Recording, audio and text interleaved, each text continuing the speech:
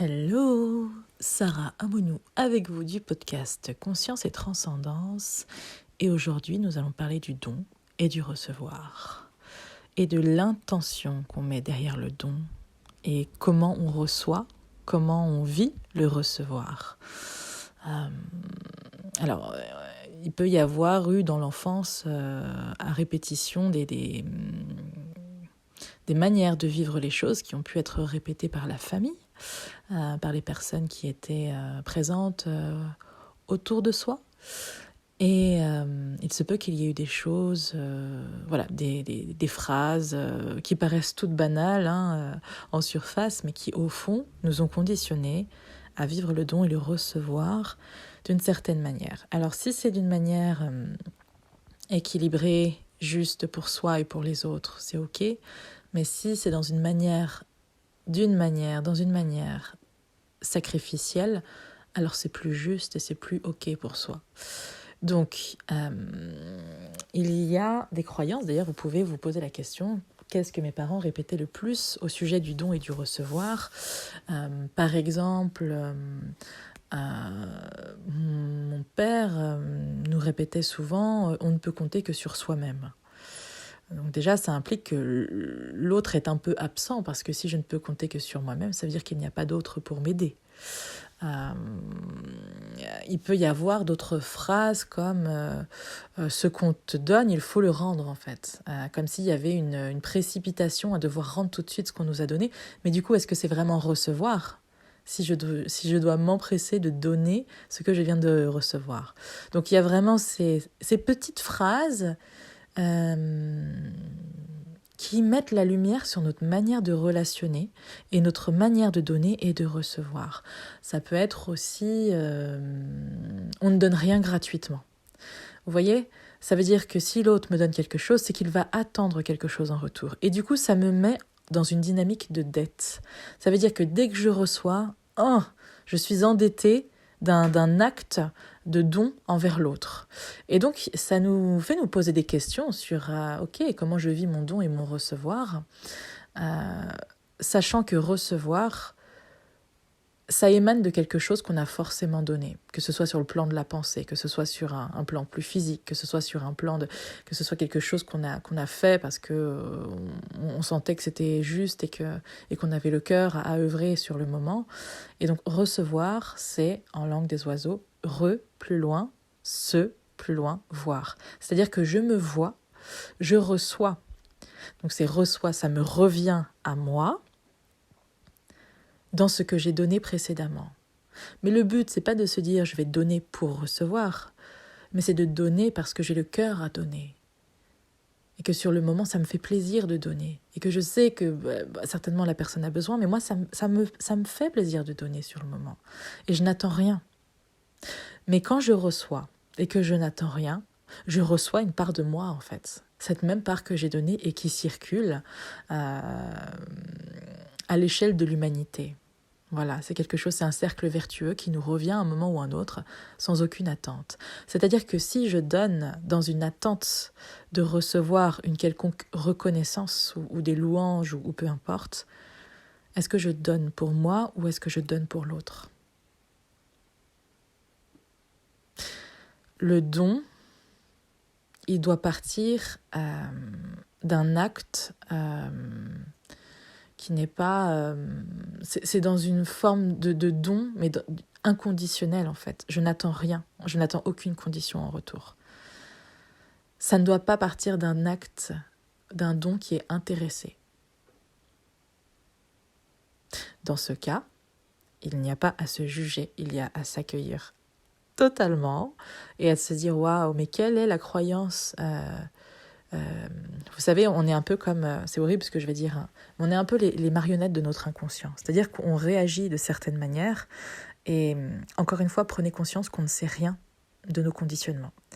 En tout cas, on n'en sait pas tant que ça. Parce que quand on rejoue des choses qui ne nous font pas du bien, entre guillemets, c'est que les croyances qui sont à l'œuvre sont encore inconscientes. Parce que si on les savait, on les aurait modifiées. Donc voilà, c'est s'ouvrir au fait de ne pas savoir, déjà. Et se demander quelles sont les croyances à l'œuvre dans ma manière de donner et dans ma manière de recevoir. Et si à chaque fois que je donne quelque chose, je me sens endettée, ou si à chaque fois que je reçois quelque chose, je me sens endettée, ou à chaque fois que je donne quelque chose, je suis dans l'attente de reconnaissance ou dans l'attente, voilà, c'est que mon acte, quelque part, il est intéressé. Donc, posez-vous la question à votre inconscient, Dieu, la source, l'univers, quelles sont les croyances qui œuvrent derrière cette manière de donner et de recevoir. Et par exemple, ça peut être... je pense par exemple aux personnes qui n'étaient pas attendues, une grossesse qui n'est pas attendue. Moi, ça a été mon cas. Je suis arrivée très très vite derrière mon frère, alors que mes parents ont eu du temps à avoir mon frère, mais avec mon frère, on a à peu près 13 mois d'écart. Donc c'est quand même assez rapide. Et du coup, il y a des mémoires utérines de « je ne suis pas attendue consciemment », parce que inconsciemment, il y a forcément chez mes parents l'attente de quelque chose, mais consciemment, je ne suis pas attendue. Et du coup, ça ne vient pas valider mon existence quelque part. C'est comme si il fallait mériter quelque chose, il fallait... c'est un conditionnement qu'on peut retrouver très très souvent en fait. Je veux dire, il y a tellement de grossesses qui ne sont pas attendues, ça ne veut pas dire que par la suite on n'est pas aimé, mais vraiment pas. C'est juste que c'est une sorte de... C'est comme une mémoire intra-utérine qui vient... J'ai eu une séance avec quelqu'un et je pense qu'il se reconnaîtra voilà, il y a peu de temps. Mais voilà, c'est comme un besoin de valider, de mériter en fait l'existence. Parce que ça n'était pas attendu, parce que ça n'était pas consciemment désiré. Et donc, pour recevoir l'amour de maman, pour recevoir l'amour de papa, il faut que je fasse en fait, parce que qui je suis n'est pas suffisant. Donc il va falloir que je fasse, que je réponde à leurs besoins, parce que qui je suis n'est pas suffisant. Et donc en fait, tout va marcher au mérite. Dans mon système de croyance, tout va se passer au mérite. Tiens, est-ce que j'ai suffisamment travaillé là pour recevoir mon salaire ? Est-ce que j'ai suffisamment œuvré ? Est-ce que j'ai suffisamment marché ? Est-ce que j'ai suffisamment, peu importe le domaine, ça peut être applicable à peu près tout. Est-ce que j'ai finalement assez travaillé sur moi pour vivre l'histoire, pour vivre un grand amour ? Est-ce que j'ai assez ? Et en fait, c'est comme si on se coupait du recevoir parce que c'était pas suffisant, parce que c'était pas assez, parce que c'était pas méritant. Vous voyez ce que je veux dire ? Donc c'est vraiment des mémoires à conscientiser en demandant à ce que la mémoire racine, la croyance racine associée à ça, soit révélée, soit portée à votre conscience. Et je sais que c'est pas nécessairement agréable d'aller voir ça en soi, mais si je relationne depuis le sacrifice permanent, ce n'est pas juste pour moi.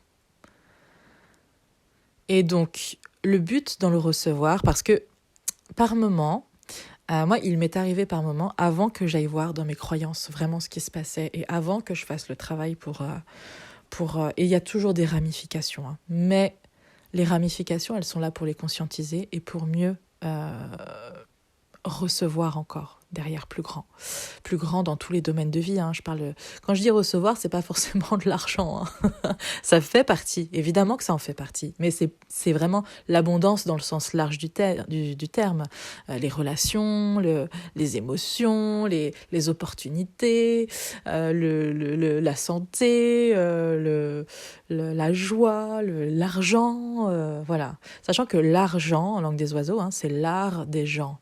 Donc normalement, c'est contrairement à ce que notre société nous fait croire, qu'il faut absolument quelque part avoir un travail alimentaire, parce qu'il faut tel un petit esclave modèle travailler pour gagner tellement peu à la fin du mois, mais du coup retourner, c'est ce qu'on appelle la rat race.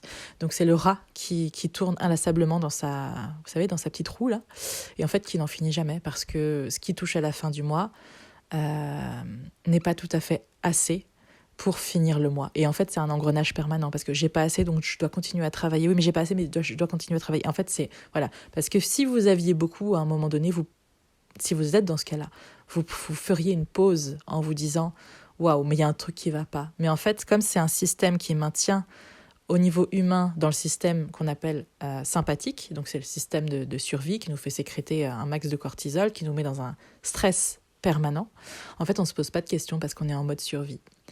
Donc voilà, ça demande de s'extraire, ça demande de faire des choses qui vont nous faire nous sentir dans un autre mood et nous faire entrer en mode, en système parasympathique, qui est le mood, en tout cas, de notre système nerveux, qui est détendu, relâché, relaxé, et qui ne prend pas les décisions à la rapide, parce qu'il n'est pas dans un instinct de survie. Voilà, donc il n'est pas dans un instinct de survie, donc ses décisions ne sont pas dans le but de la survie. Lui, il rêve beaucoup plus grand. Il nous fait rêver beaucoup plus grand parce qu'on se sent en sécurité. Dès que je suis en sécurité, je peux rêver à plus grand. Dès que je suis en instinct de survie, qu'est-ce qui est important ? C'est d'être dans la survie. C'est pas de bien vivre, c'est de survivre. Et donc, qui dit survivre dit, ok, donc il faut que j'ai assez pour m'acheter à manger, pour payer le loyer. Et en fait, ça s'arrête là. Évidemment qu'on n'est pas que ça. Évidemment qu'on est tellement, tellement, tellement plus que ça. Et que le système n'est pas du tout mis en place quelque part pour nous... pour notre bien-être ou pour nous valoriser. Il y a quand même un système, un capitalisme de l'homme sur l'homme et une espèce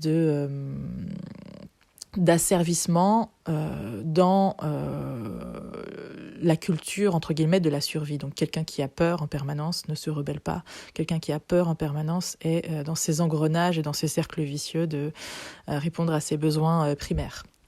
Parenthèse fermée, parce que voilà, c'est bien d'en prendre conscience en fait. Le but, c'est pas de se dire ouais, j'ai envie de détruire le système. Enfin, moi, je ne rentre pas en lutte contre le système. Par contre, je peux dénoncer des choses, en tout cas, pour que les personnes prennent conscience de l'état, en tout cas nerveux, depuis lequel ils vivent. Et ça m'intéresse. Mais le but, c'est pas de me dire on va tout déchirer. Enfin, non. Après, s'il y en a qui le font, c'est juste aussi. Mais en tout cas, moi, c'est pas mon but à moi d'inciter à la haine et au... Voilà. Bien que nous entrons dans l'ère du Verseau, et Pluton, dans quelques jours, là, le 20 janvier, arrive en Verseau, et que ça va nous préparer à des années... quelque part de révolte. Mais tout ça est juste, parce que si on prend de la hauteur, Pluton, on le sait maintenant, de la dernière fois qu'il est entré dans le signe du Verseau, c'était pendant la Révolution française. Il a alimenté l'énergie nécessaire pendant la Révolution française pour que le peuple puisse crier haut et fort son besoin de liberté et l'incarner. Voilà, donc tout est juste quelque part, tout a sa raison d'être, mais c'est important de prendre conscience de notre manière de vivre, depuis quel mood je vis la vie en fait. Est-ce que je suis dans cet instinct de survie permanent ou est-ce que je me sens suffisamment décontractée et je me sens pas dans le manque, j'ai réussi à me rassurer à différents niveaux à ce niveau-là. Est-ce que je fais des choses pour justement me prendre soin de moi, me sentir rassérénée, avoir ce temps pour moi, ce temps de pause, parce que quand on est dans l'instinct de survie, tout va très très très vite et on a l'impression qu'il faut aller très très très vite et en fait c'est un enchaînement qui ne s'arrête pas. Et donc là, c'est de prendre le temps et de casser en fait ce rythme-là pour revenir par exemple à sa respiration, une respiration plus lente. La respiration, ça ne coûte rien et ça nous apporte tellement que vraiment c'est une invitation à faire des exercices de respiration avec des temps d'apnée pour vraiment nous rebasculer en parasympathique, dans une détente profonde du corps, dans un sentiment de sécurité, un sentiment de silence, vous savez, parce que le mental s'arrête. Quand on est en apnée, le mental s'arrête parce que le principal, c'est de répondre aux principales fonctions vitales du corps, donc les pensées s'arrêtent. Dès qu'il y a un petit peu moins d'oxygène, le corps se dit « Waouh, on va garder le plus d'oxygène possible pour répondre aux fonctions primaires, vitales du corps. » Donc tout ce qui est pensée est secondaire finalement. Et ça nous replonge en système parasympathique qui est beaucoup plus sain pour nous, hein, même au niveau hormonal, à tous les niveaux, surtout au niveau physiologique, hein, parce qu'on peut prendre des décisions qui ne sont pas dans la peur, qui ne sont pas dans le manque. Voilà, alors revenons-en à nos moutons, hein, du don et du recevoir. Recevoir, c'est se voir à nouveau à travers ce que l'autre m'offre. Et donc le but, ça ne va pas être de dire tiens là j'ai vraiment besoin de ça, je vais m'ouvrir au recevoir, je vais m'ouvrir au recevoir. Alors oui, vous pouvez l'incarner pendant 1 jour, 2 jours. Mais en fait, ça ne va pas être pérenne dans le temps si vous n'allez pas voir quelles sont les croyances invisibles à l'œuvre derrière cette incapacité, cette impossibilité à recevoir. Donc il y a vraiment à les déconstruire ce qui se joue en amont, plutôt que d'essayer de réparer les pots cassés ou d'être dans d'en vivre les conséquences en fait. Et à chaque fois que vous allez modifier vos croyances dans votre psyché, dans votre inconscient, ces croyances-là vont modifier votre réalité et votre recevoir. Donc le but, c'est pas de se dire tiens, je vais recevoir. Alors oui, la pensée est créée, évidemment. Mais si intérieurement, si mes croyances vont à l'encontre, ce qu'on appelle des contre-croyances, vont à l'encontre même de ce recevoir, c'est toujours l'inconscient qui l'emporte sur le conscient. Parce que dès que vous n'êtes plus dans la conscience, parce qu'on a tous des moments où on est beaucoup moins conscient, hein, d'ailleurs, où sommes-nous quand on n'est plus conscient de ce qu'on vit ? Dans quel monde alimentons-nous ? Bref, je vais peut-être revenir un peu. Donc, on vit, on choisit à 90% depuis l'inconscient. Le conscient, c'est 10%. Donc vous imaginez qu'à partir du moment où vous n'êtes plus conscient, en fait, c'est l'inconscient qui est en mode de pilote automatique qui gère.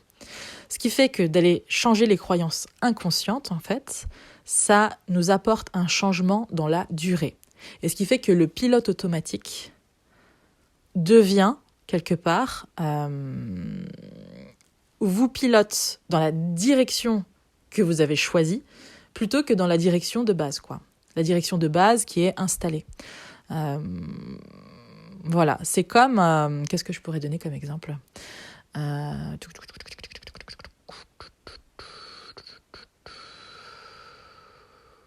En fait, c'est comme si vous avez Waze en GPS.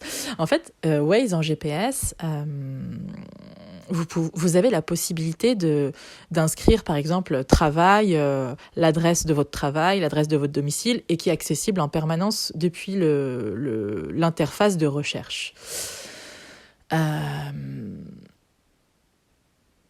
Si vous ne changez pas, si vous avez déménagé et que vous ne changez pas le domicile, vous allez... En tapant domicile, vous allez revenir tout le temps au même endroit. Vous allez revenir tout le temps au même endroit. Si vous ne voyez pas la destination, là, que vous êtes en train de vous tromper sur votre GPS, si vous n'êtes pas conscient de ça, vous allez revenir tout le temps au même endroit. Qu'est-ce qu'il faut ? Il faut changer l'adresse. Changez d'adresse, mettez votre nouvelle adresse, et en fait, que vous soyez conscient ou pas ah oui, merde, c'est vrai, c'est la nouvelle adresse, peu importe, ce sera toujours cette adresse-là. Donc, ça ne vous demandera plus d'être conscient pour manifester et créer les choses, puisque votre pilote automatique est directement engrammé, directement programmé à vous emmener là.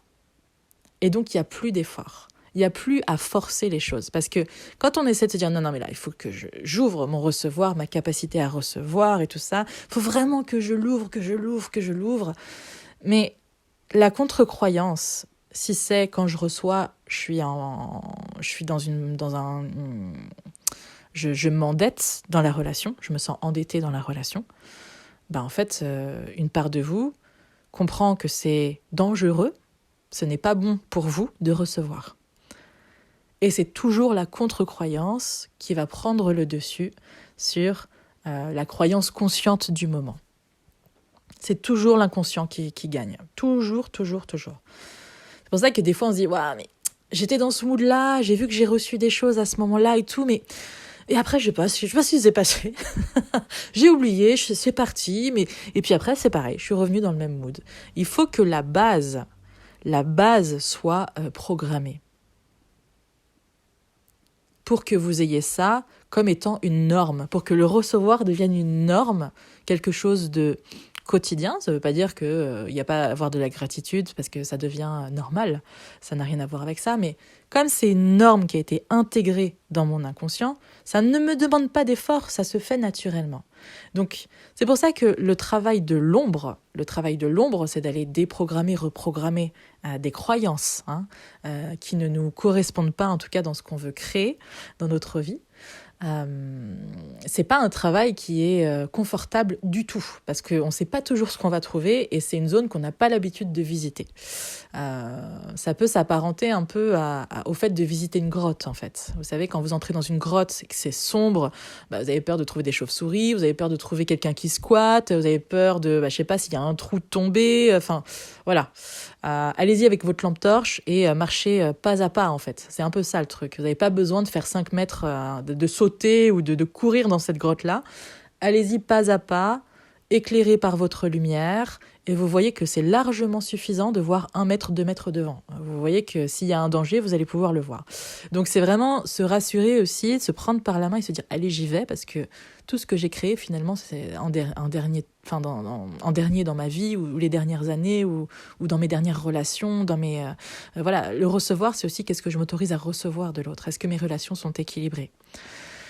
Donc voilà, il y a tous ces questionnements. C'est pour ça que je vous dis, ça ne s'arrête pas à l'argent. Il y a vraiment cet équilibre relationnel aussi qu'on peut aller modifier, en tout cas, pour qu'il soit plus juste pour soi depuis les croyances inconscientes. Donc je vous invite... Et d'ailleurs, c'est aussi ce que je propose, d'accompagner, parce que je me connecte à votre inconscient et que j'ai les schémas, en fait, qui empêchent justement de vivre une vie... parce qu'entre eux... non. Des schémas qui nous empêchent de vivre une vie qu'on a envie de manifester, en fait. On a tous le droit d'être aimé et d'aimer en retour. On a tous le droit d'avoir un travail qui nous plaît et dans lequel on se sent libre, on est bien respecté, on est bien rémunéré. On a tous le droit d'avoir une famille unie, soudée. Mais voilà, quelles sont les croyances, les contre-croyances qui m'empêchent de vivre ça dans ma vie ? Et donc voilà, c'est d'une telle authenticité, d'une telle transparence envers soi, c'est vraiment des moments où il ne faut pas se mentir. C'est une invitation à entrer dans ce qui est souffrant, parce que dès que vous y êtes, vous pacifiez déjà cette part de vous. Juste par votre conscience, par votre lumière, par le fait d'y aller. C'est déjà un grand, grand pas de fait. Voilà. Je crois que c'est à peu près tout.